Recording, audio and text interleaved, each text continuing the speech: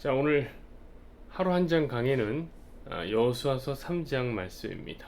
여호수아 3장 제목은 광야 체질, 광야 체질이다. 자, 3장 1절부터 3절의 말씀을 보시죠. 또 여호수아가 아침에 일찍이 일어나서 그와 모든 이스라엘 자손들과 더불어 시딤에서 떠나 요단에 이르러 건너가기 전에 거기서 유숙하니라. 사흘 후에 관리들이 진중으로 두루 다니며 백성에게 명령하이르되 너희는 레위 사람 제사장들이 너희 하나님 여호와의 언약궤 매는 것을 보거든 너희가 그곳을 떠나 그 뒤를 따르라. 아멘. 여호수아와 이스라엘은 드디어 요단강을 건너서 가나안 땅에 들어가기 위해 섭니다. 자, 40년 동안 광야 행진을 했죠. 그리고 이제 비로소 가나안으로 들어갑니다. 그 자리입니다. 근데 1절에 보면 그 시딤이라는 곳에 있다가 그쵸 요단에 이르죠. 그리고 이제 요단이 왜 요단강을 건너려고 요단에 이른 거예요. 자, 근데 거기서 유숙을 했다고 해요. 3일 동안 유숙을 했다고 그래요. 여러분 요단강이라는 것은 그렇게 큰 강이 아닙니다. 거대한 본류가 있지만 그 본류가 아니라 강의 지류, 지류를 따라서 건너면은 그렇게 어렵지 않아요. 건너는 게. 물론 그렇다고 뭐 강을 뭐 쉽게 걸어가고 이럴 수 있는 건 아니죠. 그러나 뭐 헤엄치면 다 이렇게 건널 수 있는 한강같이 그 거대한 강이 아니란 말이에요. 그러니까 이제 본래 시딤에 있다가 우리가 이제 요단강을 건너서 들어가자라고 한다면 그냥 건널 수도 있는 강이란 말이에요. 물론 이제 강을 건너다 보니까 피해가 분명히 있을 거예요. 노약자들 위험할 수도 있을 거예요. 어려울 수도 있을 거예요. 그런데 여러분 여호수아는 요단강 앞에서 3일을 텐트를 칩니다. 의미 없는 얘기 아니에요. 성경에서 3일이라는 이야기가 나오면요, 우리는 신경을 곤두세워야 합니다. 왜냐하면 성경에서 숫자라는 것은 되게 중요한 의미를 가진데 게마트리아라고 해서 의미가 담겨 있기 때문에 그렇습니다. 자, 그렇다면 그 의미가 도대체 무엇인가? 우리는 계속해서 한번 성경을 보며 배워가야 됩니다. 4절 5절 보시죠. 그러나 너희와 그 사이 거리가 2000 규빗쯤 되게 하고 그곳에 가까이 하지 말라. 그리하면 너희가 행할 길을 알리니 너희가 이전에 이 길을 지나보지 못하였음이니라 하니라. 여호수아가 또 백성에게 이르되 너희는 자신을 정결하게 하라. 여호와께서 내일 너희 가운데 기이한 일을 행하시리라. 아멘. 자, 여호수아는 백성에게 새로운 길을 가게 될 것이다. 새로운 길이 너희에게 열릴 것이다. 이런 어떤 암시를 하게 됩니다. 이 길은 아무도 지나본 적이 없는, 지나보지 못한 길로 우리는 가나안 땅에 들어갈 것이다. 너희는 그 언약궤를 따라가라. 이렇게 말씀하시죠. 자, 이 아무도 지나보지 못한 새로운 길 뭡니까? 어디입니까? 요단강을 헤엄쳐서가 아니라 헤엄쳐서 가본 사람이 있겠죠. 그 길을 걸어가는 강길입니다. 그건 밟아본 적이 없지. 강 밑에 밑바닥으로 누가 건너가서 걸어갑니까? 자, 그 길을 그 새로운 길을 무엇을 따라갑니까? 언약궤를 따라가는 것입니다. 언약궤. 여러분, 언약궤가 뭡니까? 제가 자주 언약궤 설명해 드렸죠. 언약궤라는 것은요, 언약궤는 궤짝인데, 말 그대로 궤니까 궤짝인데 그 안에 인간의 죄를 상징하는 물건이 세 가지가 딱 담겨, 완전수죠. 세 가지가 담겨 있습니다. 그리고 그 위에 보면은 시은좌라고 그래서 은혜가 임하는 베풀시 은혜 은 해서 이제 은혜가 베풀어지는 자리가 있는데 거기에 어린 양의 피를 부으면 어린 양의 보혈을 부으면 다른 말로 이제 그리스도의 보혈로 덮으면 내가 너희의 죄를 용서하겠다 보지 않겠다 이런 은혜로 받는 구원. 우리 죄가 그 안에 있지만 여전히 있지만 보혈로 덮어서 구원을 하겠다라는 어떤 은혜로 받는 구원의 그림이 그 안에 이제 담겨 있는 그런 매개물이 바로 언약궤입니다. 그러니까 은혜와 언약궤는 뗄래야 뗄 수가 없는 겁니다. 놀라운 것은 무엇이냐면 하나님께서는 다른 곳이 아니라 이 언약궤 가운데 임하셨다는 것. 구약 성경 내내 보면 하나님의 임재가 어디 임하냐면 이 언약궤에 임했다는 것을 알게 됩니다. 여러분, 하나님의 임재를 원하십니까? 이 시간에 하나님의 임재가 여러분들 가운데 있기를 원합니까? 그러면 은혜가 뭔지를 알아야 돼요. 은혜가 은혜를 알아야지 하나님의 임재가 오는 거예요. 여러분, 은혜란 무엇이냐면 대가 없이 받는 거예요. 대가 없이 주시는 구원이 바로 하나님의 가장 큰 은혜가 아니냔 말이에요. 어? 하나님이 그 은혜에 임하는 거예요. 은혜에. 사람들이 참 희한하단 말이에요. 사람들은요, 하나님의 임재를 위해서, 하나님이 우리 가운데 임하기 위해서 우리가 무언가를 해야 된다고 믿어요. 참 이상하죠. 은혜는 대가 없이 받는 건데 뭘 해야 임한다. 기도 열심히 해야 받는다. 하나님 임재, 말씀을 봐야지 하나님 임재 임한다. 찬양 큰 소리로 하고 손 들고 찬양하고 주여 삼창하고 그래야지 하나님의 임재가 임한다고 생각을 합니다. 아니란 말이에요.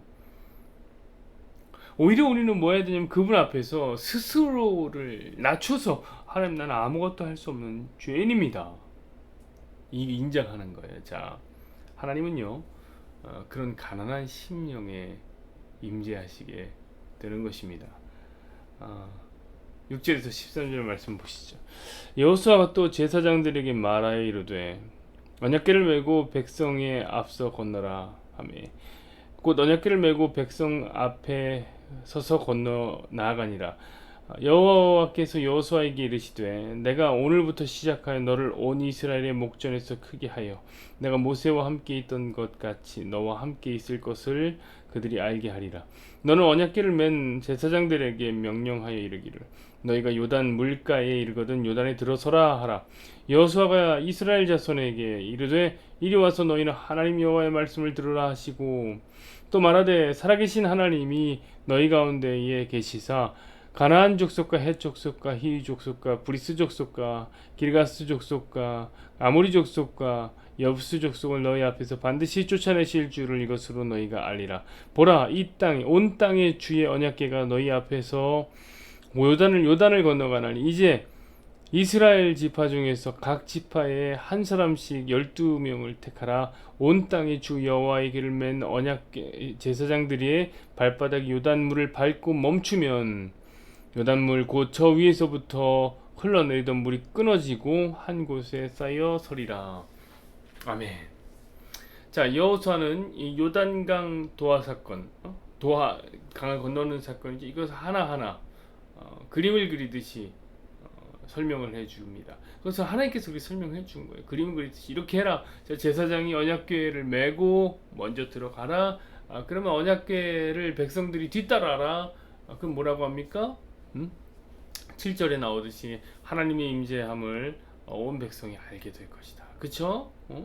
이제 언약궤가 가니까 임재가 딱 임하죠. 그 말은 뭘 뜻하는 거예요? 언약궤가 뗄 수 없는 은혜. 자, 곧 은혜의 사건이 벌어질 것이다. 이것을 알려주시는 겁니다.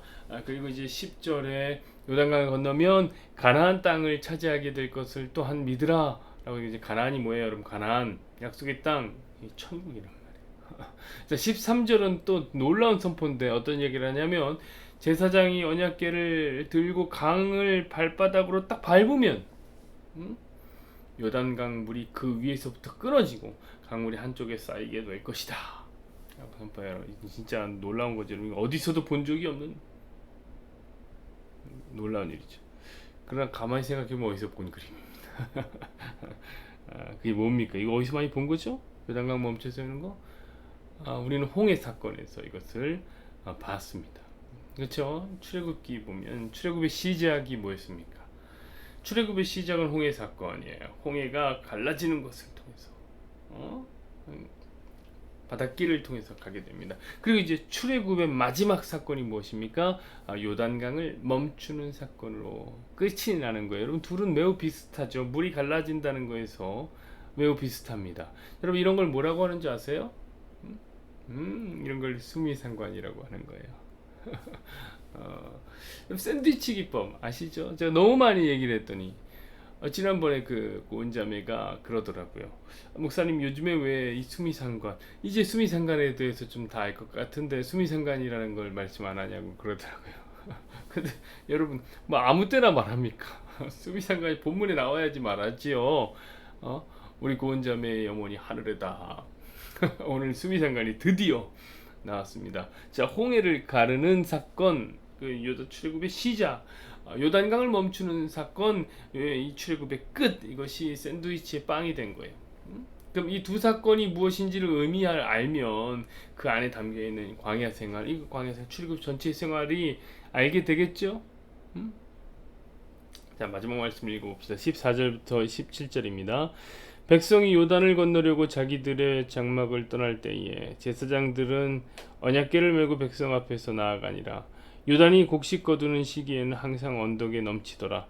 궤를 맨 자들이 요단에 이르며 궤를 맨 제사장들의 발이 물가에 잠기자 곧 위에서부터 흘러내리던 물이 그쳐서 사르단에 가까운 매우 멀리 있는 아담 성읍 변두리에 일어나 한 곳에 쌓이고 아라바의 바다 여매로 향하여 흘러가는 물은 온전히 끊어짐에 백성이 여리고 앞에서 앞으로 바로 건널세. 여호와의 언약궤를 맨 제사장들은 요단 가운데 마른 땅에 굳게 섰고 그 모든 백성이 요단을 건너기를 마칠 때까지 모든 이스라엘은 그 마른 땅으로 건너갔더라. 아멘. 15절은 매우 재밌는 구절인데요. 요단이 곡식 거두는 시기엔 항상 언덕이 넘치더라. 이런 건 이제 아까 전에 제가 말씀드렸듯이 이제 이스라엘의 지리를 아는 사람들은 아까 저처럼 얘기할 거예요. 요단은 그렇게 넓은 강이 아니잖아요. 얕은 강이잖아요. 건널 수 있잖아요, 얼마든지. 그렇게 얘기를 할까봐 자 봐라. 곡식 거두는 시기에는 항상 요단이 언덕이 넘친다. 뭐 이런 얘기를 이제 한 겁니다. 14절을 보면 제사장들이 먼저 언약궤를 메고 백성들 앞에서 나아갑니다. 여러분, 이런 거 보면 항상 뭐라고 얘기하냐면 이런 얘기를 해요. 자, 제사장이 언약궤를 메고 나아갔다. 이 제사장이 누구냐? 목사님 아니냐? 목사님 먼저 들어가라 이렇게 얘기를 하는데 여러분, 제사장 목사 아니에요. 제사장과 오늘날 목사를 연결하는 건 모두 잘못된 겁니다. 여러분, 그러니까 저부터 요단강에 밀어넣지 마시라고요. 여러분, 그래서 제사장은 뭘 가르칩니까? 여러분, 제사장은 죄를 용서하는 사람이죠. 죄에 대한 업무를 보는 사람이에요. 참 대제사장이 누굽니까? 우리는 멜기세덱의 반차를 따르는 예수 그리스도라는 걸 알게 됩니다. 우리가 지금 히브리서를 공부를 하고 있는데 그 히브리서 공부할 때 이제 멜기세덱 이야기가 나올 거예요. 그때 이제 자세히 배우자고요. 자, 죄를 사하는 제사장이 바로 무엇이냐? 죄를 사하여 주신 대제사장이신 예수님을 상징하는 인물들이죠. 자, 그 제사장들이 언약궤를 메고 들어갑니다. 아까 언약궤가 뭐라고 그랬죠? 인간의 죄를 은혜로 덮어주시는, 용서하신 그리스도의 보혈이 부어지는 그러니까 죄 용서함과 구원의 사건이 지금 재현되고 있는 거예요. 자, 죄 용서함이 어딜 건너가게 합니까? 요단강을 건너가게 하죠. 요단강은 무엇을 상징합니까? 요단강은 죽음이에요, 죽음. 그 장송곡에 나왔잖아요. 며칠 후 요단강 건너가 만나리. 자, 사실 성경에서 강이나 바다, 홍해도 바다죠. 이것은 물 이런 것들은 다 죽음을 상징하는 거예요. 여러분, 인간은 물에서는 못 살아요. 죽음을 상징하는. 그래서 노아의 홍수 때 보면 심판할 때 물이 온 땅에 덮이는 거란 말이에요. 그럼 다 죽는 거라. 자, 그럼 이런 그림들이 합쳐지면 그것이 무엇을 의미하냔 말이죠? 죽음이란 요단강은 뭐가요? 죄 용서함으로 건너갈 수 있다. 이걸 얘기하는 거예요. 죄 용서함이 있어야 죽음이라는 강을 건너간다. 이 어렵지 않죠? 사실이 그렇습니다, 여러분. 죽음이라는 것은 뭐가 가져왔냐면 죄가 가져온 거예요. 여러분, 죄의 삭시 사망이라. 죄의 월급이 사망이라. 죄의 월급이, 여러분, 성경 그렇게 선포합니다. 그러니까 죄 용서가 있어야 그 죽음이라는 요단강을 건너가게 되는 겁니다. 그것도 어떻게 해요? 17절에 보면 마른 땅으로 건너가는 겁니다. 마른 땅. 여러분, 물이 죽음이라면 마른 땅은 뭘 가르치는 거예요? 물이 없잖아요. 마른 땅이 구원을 의미하는 거죠. 연한 삶을 의미하는 거죠. 바로 구원의 메시지를 홍해 사건과 요단강 사건 안에 담아서 출애굽과 가장 앞과 가장 뒤에다가 배치시켜 놓은 것입니다. 여러분, 그럼 출애굽 사건 전체는 뭘 가르치는 거예요? 전체는 죄 용서함을 통한 구원. 이게 출애굽 사건 전체란 말이에요. 우리는 그 출애굽의 전체를 뭐라고 부르냐면 또 광야라고 부르는데, 특별히 이 광야는 우리 인생을 가르친다 이렇게 얘기하죠. 우리 인생 전체에 깔려있는 주제, 그게 뭡니까? 그러면 죄 용서와 구원이죠. 그러므로 여러분, 누군가 여러분을 향해서 이렇게 질문합니다. 여러분의 삶은 어떤 의미가 있습니까? 이렇게 물어봅니다. 그럼 우리 뭐라고 대답하면 되겠습니까? 주 예수 그리스도의 전적인 은혜로 말미암아 죄 용서를 받은 내가 구원이 내 인생의 의미요, 이렇게 얘기하면 되는 겁니다. 여러분, 그런데 그 은혜가 뭐라고요? 바로 광야라는 거예요. 이게 참 재밌지 않아요? 어떻게 은혜가 광야입니까? 왜냐면 우리는 광야는 힘들고 아프고 지치고 고통스러운 거라고 생각하는데, 성경은 그것을 은혜의 사건이라고 얘기한단 말이에요. 제가 늘 말씀드리잖아요. 인간이 은혜를 안 좋아한다니까. 인간 은혜 좋아하는 것 같죠? 별로 안 좋아해요. 그래서 은혜의 자리를 꼭 광야처럼 느낀단 말이에요. 광야다 은혜는, 이렇게 생각해요. 자, 아무 대가 없이 하늘에서 만나가 떨어지고 메추라기가 떨어지고 그냥 길거리 가다가 반석 툭 치면 물이 나옵니다. 이 은혜죠. 은혜. 아무 대가 없이 자기들이 심은 거 아니란 말이에요. 거둔 거 아니란 말이에요. 그럼 감사하고 먹으면 되는데, 인간은요 그런 게 싫어요. 인간은 자기가 수고해서 얻은 쌀밥 좋아해요. 그래서 쌀밥에다가 고기 잡아갖고 고깃국을 해서 고깃국에 밥 말아 먹고 싶은 겁니다. 은혜는 나를 비참하게 만든단 말이에요. 내가 노력해서 밥 벌어 먹고 살고 싶어요. 이거는 광야 체질이 아니에요. 저는 저와 여러분이 광야 체질이었으면 좋겠어요. 체질적으로 하늘에서 쏟아지는 만나를 보면서 만나, 매출하기 쓰다니, 물 나오면 그거 먹고, 하나님의 은혜를 사모하는 것, 하나님의 임재를 사모하는 것, 그게 광야 체질이에요. 그러면 이제 늘 마른 땅으로 가는 걸 좋아하죠. 여러분 생각해 보세요. 마른 땅은, 여기 마른 땅이 떠 있는데 엄청나게 마른 땅이 뭐예요? 마른 땅이 많은 곳이 어디예요? 그게 광야잖아요. 광야는 마른 땅, 비가 안 와서 마른 땅이란 말이에요. 자, 그러니까 오늘 사실은 본문 안에도 작은 출애굽 사건이 있는 건데, 요단강 사건 안에 작은 출애굽 사건이 있어요. 자, 요단이 멈춰지고 어디를 건넙니까? 이스라엘이 마른 땅으로 건너잖아요. 마른 땅, 광야를 건너는 거예요. 광야 행진을 하는 거란 말이에요. 자, 무엇을 향해서요? 죄 용서함과 구원이라는 은혜를 향해서 건너가는 것입니다. 그래서 여러분, 오늘 3일 동안 유숙하는 이 장면도 나온 거예요. 왜? 여러분, 죄 용서함과 구원이 어떻게 일어납니까? 어떻게 요단강을 우리가 건너게 된 겁니까? 주 예수 그리스도께서 십자가를 지시고 죽으시고 무덤에 갇혀서 3일 동안 무덤에서 유숙하셔서, 그러난 다음에 부활하시고 난 다음에 요단강이 건너지는 것입니다. 저는 주님의 은혜로 저 여러분이 오직 마른 땅만을 밟기를 소망합니다. 여호와는 내게 복을 주시고 너를 지키시기를 원하며, 여호와는 그의 얼굴을 내게 비추사 은혜 베푸시기를 원하며, 여호와는 그 얼굴을 내게로 향하여 드사 평강 주시기를 원하노라. 아멘.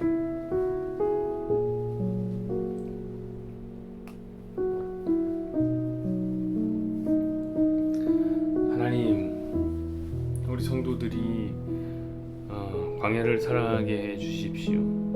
광야라는 게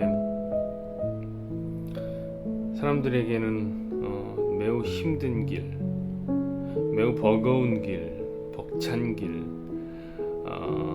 위험하고 고민이 많은 길로 해석이 되어지고, 그래서 나 요즘 광야야 이렇게 얘기하면 힘들구나 이렇게 생각합니다.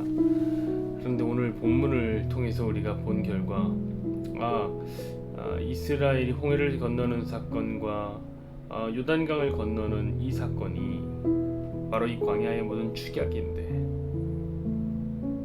그렇다면 홍해 사건과 요단강 사건 안에 들어있는 게 광야일진데, 그것이 은혜로 말미암아 구원을 받는다는 것이었습니다. 그런데 인생은 그것을 광야라고 부릅니다. 광야.